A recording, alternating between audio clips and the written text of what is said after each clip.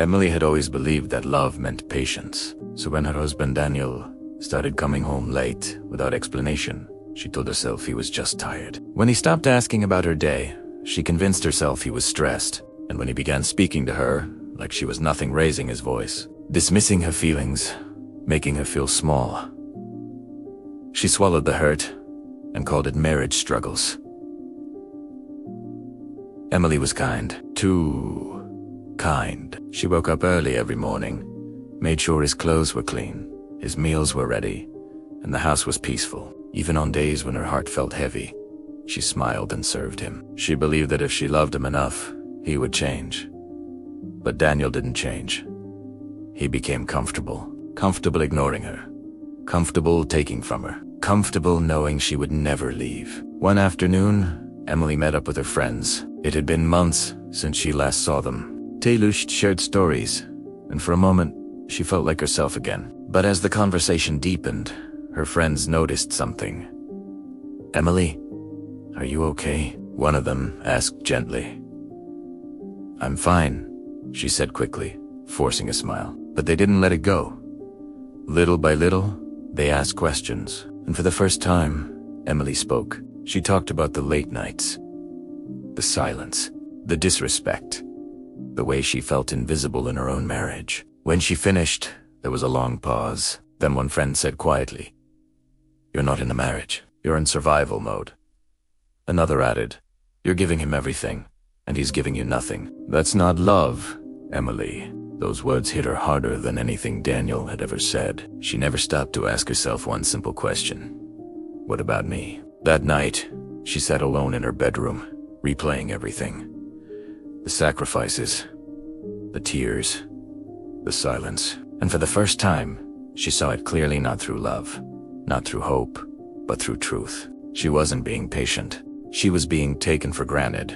The next morning, when Daniel walked in like nothing was wrong, expecting his usual warm welcome, Emily didn't rush to him. She didn't smile.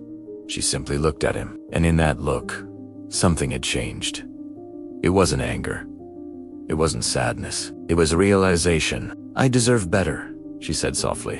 Daniel laughed it off at first. He thought it was just another moment that would pass. But this time, Emily didn't go back to who she was. Because once a woman truly sees her worth, she can never unsee it. Daniel didn't take Emily seriously at first. To him, it was just another phase. He tossed his keys on the table. "Are you cooking, or what?" he asked casually. But Emily didn't move. That's when he noticed. The silence felt different. "I'm talking to you, Emily." "I heard you," she replied calmly. "I'm just not doing it."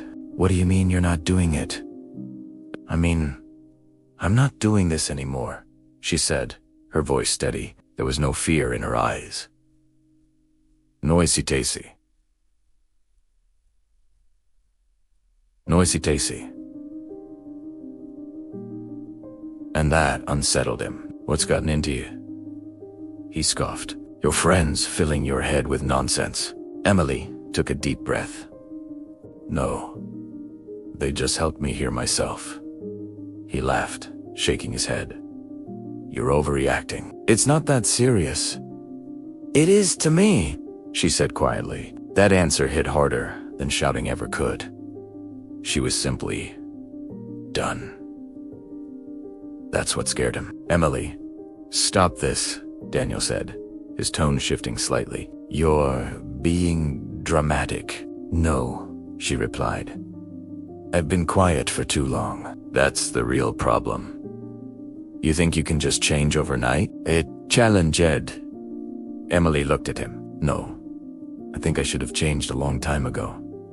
I'm saying I deserve respect. I deserve to be seen. And if I can't have that here, then I won't stay where I'm invisible." Daniel opened his mouth to respond, but nothing came out. Because deep down, he knew.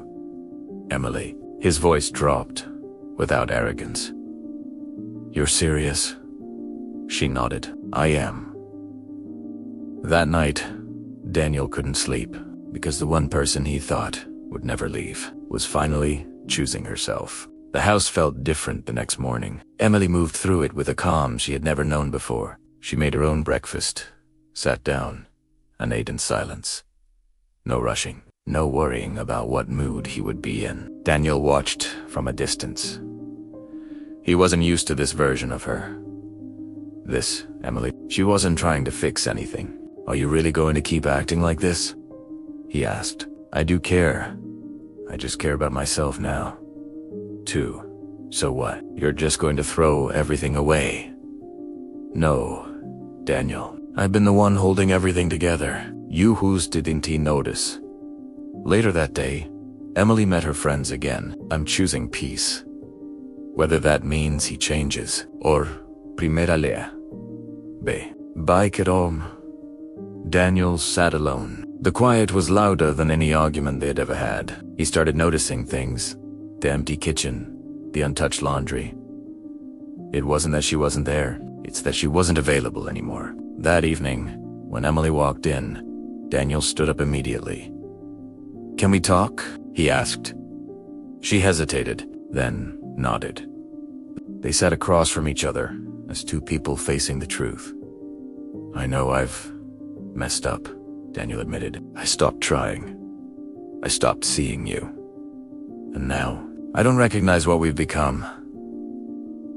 Emily exhaled slowly, acknowledging it is one thing. Changing is another. Trying means consistency, respect, effort. Not just for a few days, but for real. Daniel know that I understand. But Emily didn't soften, because if nothing changes, I won't stay. There it was, not a threat, a decision. And this time, Danya knew. She meant every word.